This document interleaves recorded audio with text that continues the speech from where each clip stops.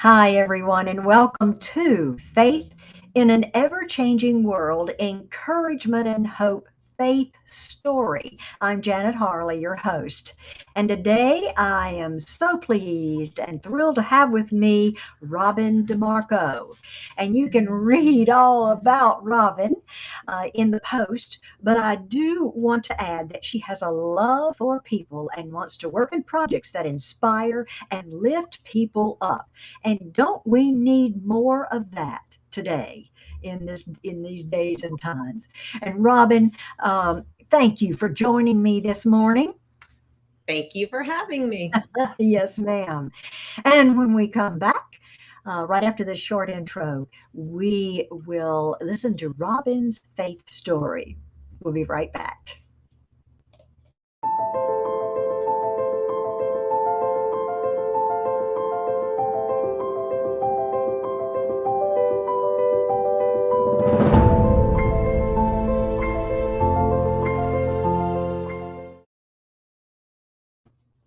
And welcome back. And Robin, thank you again for joining me. And if you will please share your faith story with us.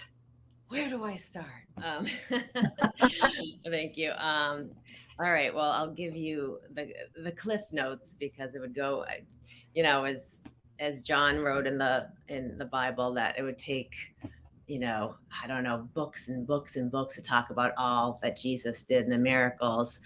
It would take so much time to tell how good and how gracious and merciful he is and what he's doing in Oh, my life. But I will try to do it within the 10 to 12-minute range.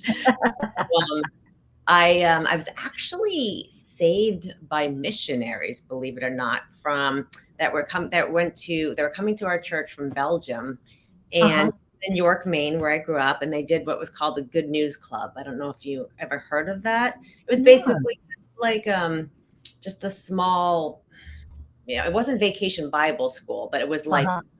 and they had children come and they asked my parents if me and my brother could come because they're gonna be snacks Oh, and stuff. wonderful. My parents were like, yeah, okay, they were okay with it. So we really wanted to go to church, so we told my parents and they said okay, so we went to church. And Awesome.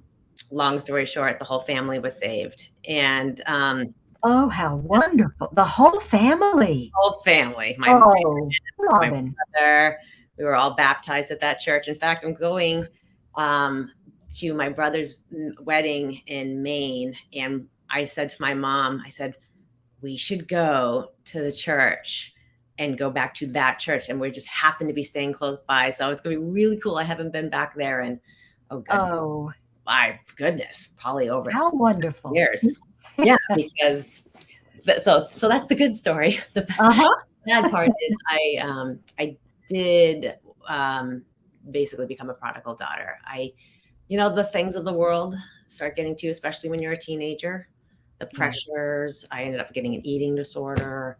I had some things from my past that started just resurfacing. That I remember pains, abuse uh, from neighbor and babysitter. Nothing that my family did, but it was just trying to resurface. And I think I wanted to stuff down. And I just started, just kind of drifting away, mostly because I really felt a lot of shame. And, Mm-hmm. and I know that now, I know that wasn't from the Lord, but back then I was like, had that legalistic, like, I'll never be Right. good enough. I can't be a good enough Christian. I can't do this. I can't do this. And, I was 13 and just struggling. And I just, Mm. um, just started seeing a secular counselor, and she helped with controlling the impulses to act on, you know, Mm-hmm. disordered eating behavior, but it was still there. So Yeah. fast forward, I go to college and I was going to be a therapist, and I was like, I don't know if I want to do this now that I'm feeling better.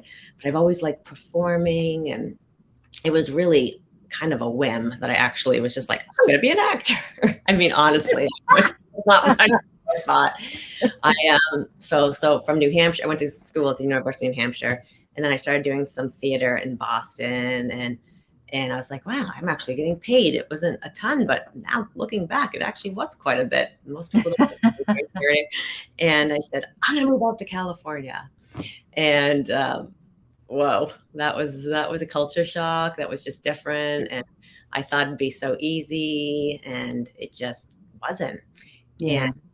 I just found myself really just wanting to be in anything. And I just, just when the word compromise really wasn't in my mind because I wasn't walking with the Lord then, but I could Right. definitely, I was just like, yeah, whatever project, whatever. I just want to work. I just want to work. I just want to work. Yeah. Um, the good news about Los Angeles is where I met my husband, and we've been married 10 Beautiful. years, and we live in Georgia now.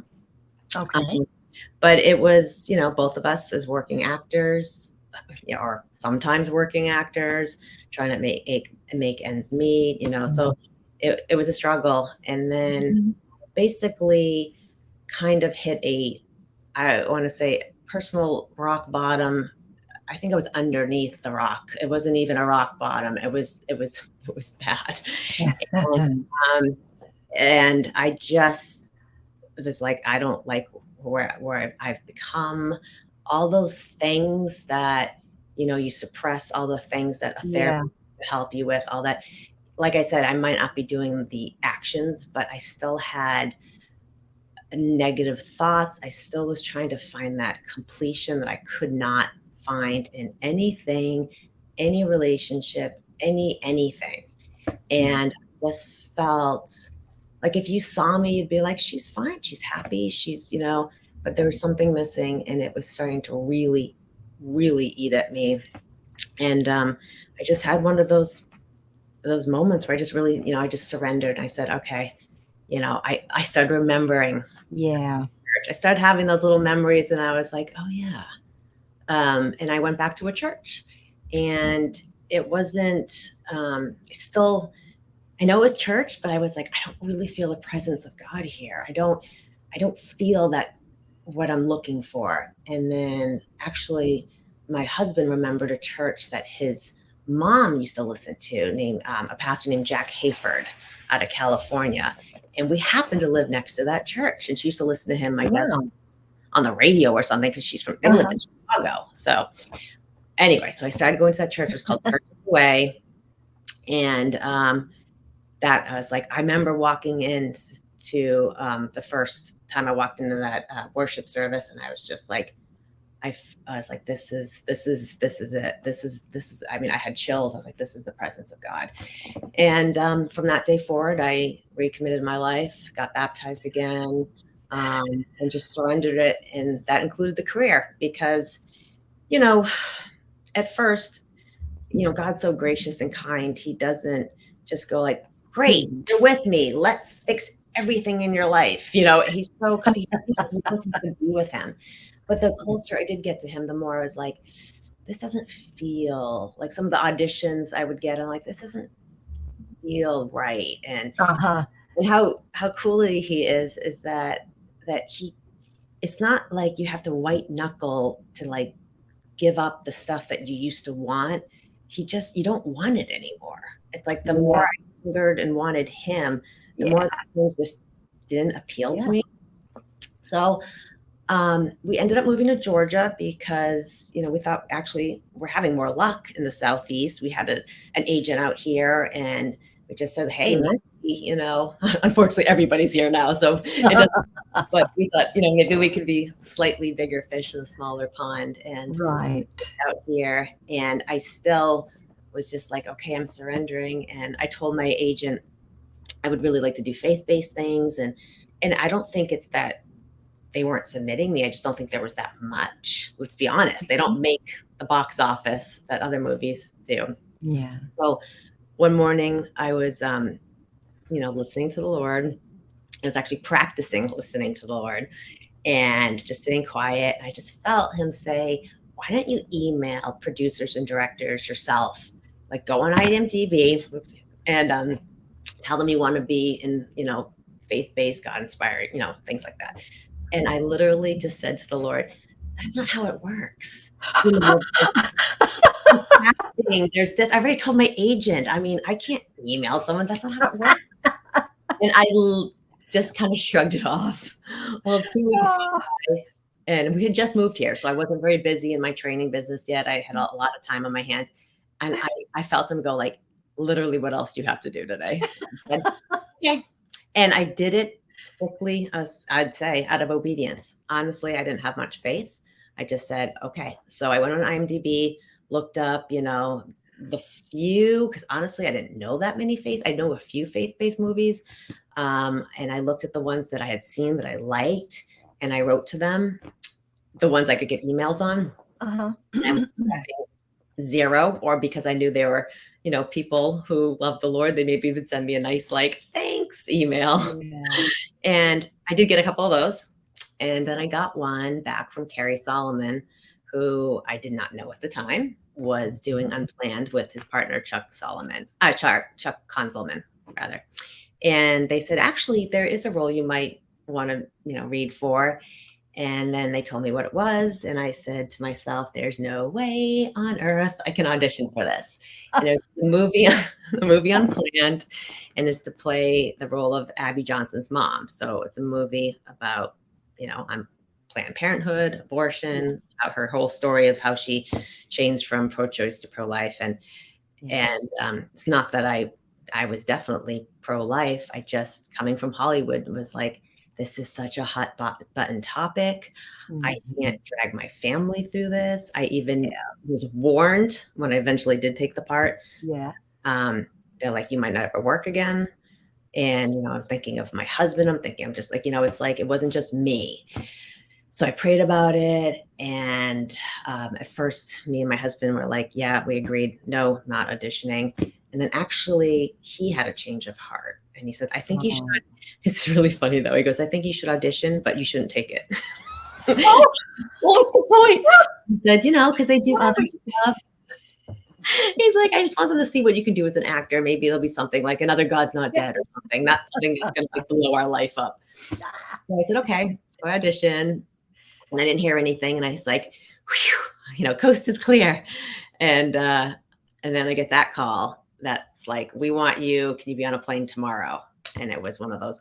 And my husband he was kind of went off to the side. He was quiet, and he came up to me and just says, basically, you got to do this. I can't stop you from doing something that you really believe in and that's on your heart. And so I give him so much credit because I know, it was a risk for him too. Yeah. Basically. So God protected me through the whole thing. When I did interviews, all of it, I never got any backlash. Yeah. I mean, I'm sure there's some people that weren't pleased, but I never had any personal attacks or anything like that. Yeah. So it's just, when I finally surrendered it all, that's when I got the biggest role I've probably ever done. Yeah. Surrender is the key word, isn't it? We have to surrender. Yes, we got to get to that point, and he's opened that door for you. And I'm sure, Robin, that God will continue to open doors for you. And, God's timing is not our timing. So I've spent so much of my earlier years in going ahead of him. And that doesn't work. So I found that out. So, but we do have to get to a point of surrender, and of course, waiting on his timing. It's hard. It's hard, but it's so worth it. Worth it. So worth it. I've never had more joy in my entire life. Absolutely. I tell people sometimes it's like I feel like it's Christmas morning. I go downstairs. I'm excited about the day. Yeah. In the midst of the trials, and especially in this ever-changing world, and it's crazy. I'm still like, I have so much joy, and now it's like my life's mission is literally tell everyone. Oh, we have a comment here. God bless you, Robin. Thank you, RH. Yes, that's awesome. That's awesome.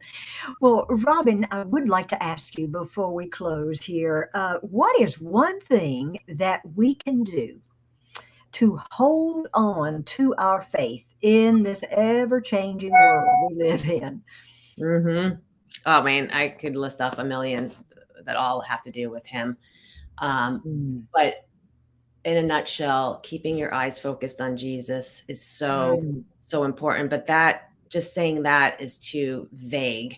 So get into your Bible, read his word, read his word, read his word. absolutely. Um, you Absolutely. can't just get secondhand information. You Yeah. can't just get a once a week fill up at church. Dive in for yourself. It is Hmm. life transforming. Yes. All the Mhm. promises are in his word. His very heart is in his word. It's Yeah. all in his word. And Absolutely. like we were talking before we went live, just how it's changing and it's living and changing in the sense it's this, he's the same yesterday, today, and forever, but he can reach you with that same verse that you might have read 500 times, and then it jumps off the page and it's poignant for that day, exactly what you needed to hear, and you get that rhema word, that revelation that's just like it blows your mind. And Absolutely. that, Absolutely. I mean, and of course, prayer and Ah, worship. There's so many things to help you, but that one, it's so hard to boil it down to one because prayer is so I know, important. I know, I know. It certainly is. There are many things that we can do, but thank you again for joining me. And I have put Robin's links. It will show up on my page and on YouTube, and it. The broadcast is live on my timeline as well. So, but I will add that to my timeline, your links to Okay, that a little bit later. But thank you again for joining me. What a wonderful guest great. and person you are, a woman of God. Thank you. You're welcome. Thank you. Yes. And I'd like to thank our friends at Creative Motion Network on Roku TV. You can certainly watch back episodes if you are just joining today to see Robin. But if you have Roku TV, please check out Creative Motion Network. Have faith, friends, and look up where our help comes from. Bye. God bless.